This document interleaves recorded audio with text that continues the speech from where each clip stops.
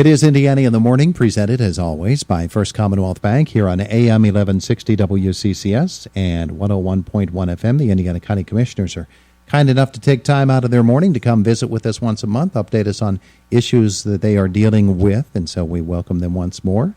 Commissioner Shireen Hess, Commissioner Mike Baker, and Commissioner Rod Ruddick. Lady and gentlemen. Good morning. Good morning. It's good to have you with us here today. What are we talking about today? Well, we've got a lot of things going on around the county. One thing that has come up just yesterday, I received a telephone call from Washington, D.C., inviting the commissioners to the White House next month. We're going to be doing a day-long work session there focusing on the ways that the federal government can work together with counties like Indiana to help us to revitalize our local economies and to help address some of the problems we face every day. We were told that there would be some cabinet-level folks there, and it would be an all-day event. And one of the things that was asked of me during the call was, what are the kind of things that are on the county commissioners' minds here? And, you know, I shared with him a few things, and I'll just go through them very quickly for you. But job training is one of the most important things. We need to have a workforce that is trained up and ready to go to meet the needs of employers who are struggling to find employees with certain skill sets, like welding and machining and those kind of hands-on type of things. So we need to address those concerns. Agriculture, construction trades, and so on need skilled people in those areas. In fact, it's interesting, on Saturday, I was traveling on 119 North, and as I was going up the road there, I saw a sign on the left that said "Now Hiring," and it's underneath of it, "Carpenter Needed." And I thought to myself, I wonder if they're going to be able to find one. Yeah, you know, I mean, they're in short supply, and you know, that's a skill that that we really need. There are plenty of them wearing straw hats where I live. Yeah, exactly. I hear you. I also talked about the need for for the resurrection of some of our fossil fuel industries here, like coal and natural gas. They've been the backbone of Indiana County's economy for many, many decades, and they've taken quite a hit lately. So that's going to be front and center in our discussion. Certainly healthcare, and especially things like rural emergency medical services. As you know, what we're going through here in Indiana County, it's very important that we come together on every level of government to help solve that. And the other thing that I brought up to him was that I'm concerned about the president's budget blueprint and how it's going to affect our community development block grant money. And we have a lot of municipalities and services in the county that rely upon those things, those grants, and for those to be written out of the budget would leave a big hole and a big gap to be filled. Yeah, kind of hard to understand how many people are going to be there from how many different areas of the country, but it sounds like you guys yourselves could take up a whole day. So if you might want to block out a couple of weeks for this visit to the White House. They might not let you out of there. Commissioner Ruddick, good morning. Good morning, Todd. Thank you. And that's great news about travel to the White House. We do have a lot of good things to talk to our president about that are concerns here in Indiana County. But I wanted to first thank you, Todd, for taking part in our Flag Day celebration last Wednesday at the courthouse. Did a great job in reviewing the history of the flag. And to the audience, I said to Todd, I wish I had his voice because he did a great job. It was a great day, and I applaud the event that was put on by the Elks and the county commissioners. They did a tremendous job. Today, I believe Jim Struzzi, the president of the Chamber, Byron Stauffer, who is the director of our planning office, will be finishing up their 3-day event tour in Louisiana. That's part of the Center of Economic Operations. They'll be coming back, I'm sure, with some information that will be very helpful to us in moving forward some of our economic delivery systems that support and endorse what is happening out west of us with the cracker plant, and also several other plants that are being developed in that region.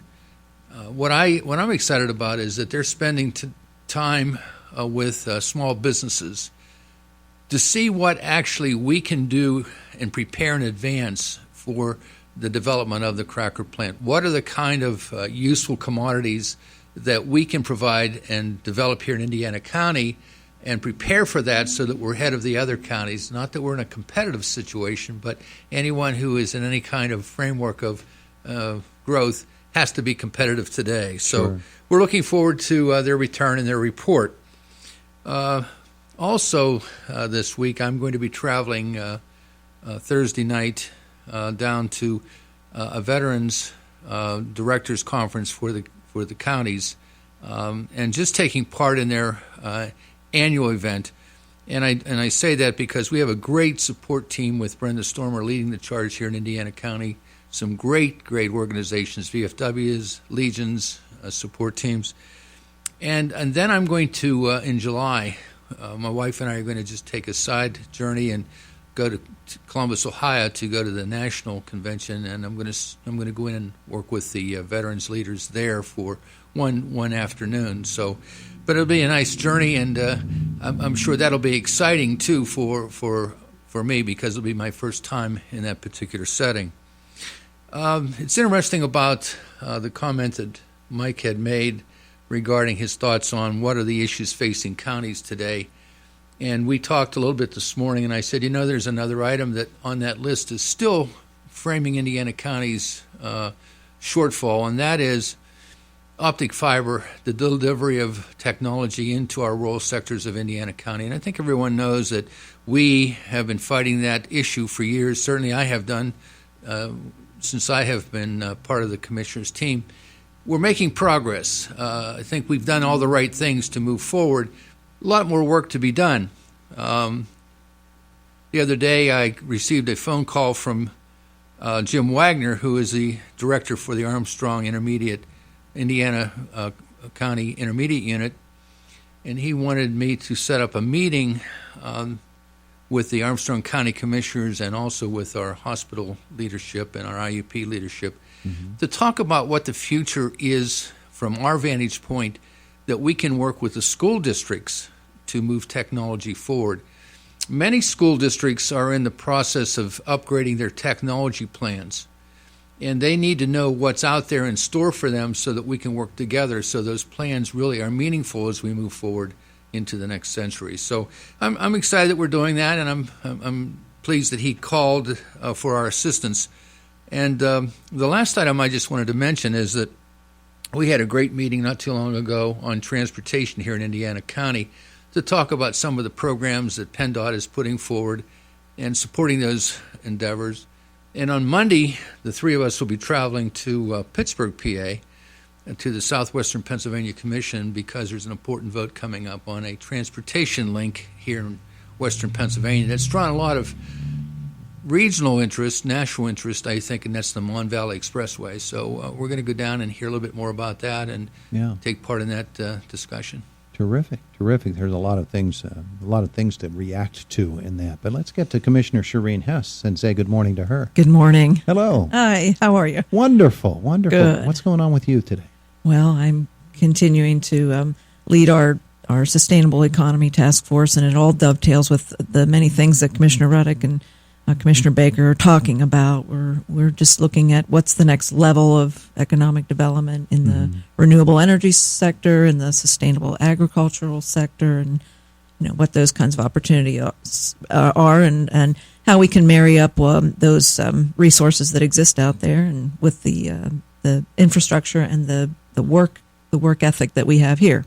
So I'm working on that. And, Well, when a team such as yours gets together and you outline how it is that you're going to function, how do you do that? Do you set up a series of meetings? We're going to meet on this particular day, and as a committee as a whole, or ad hoc committees, or how do you do that? Yeah, and we're in the process of figuring that out, and every task force is different in how it operates. And what we really want to emphasize here is this is a bottom-up effort. We're looking at partnerships and folks and resources that may not have had the voice that in other development efforts that have gone on before. And so that's the exciting part, is that we've got some folks who have had these ideas, and now they're being able to bring them to the table. Yeah.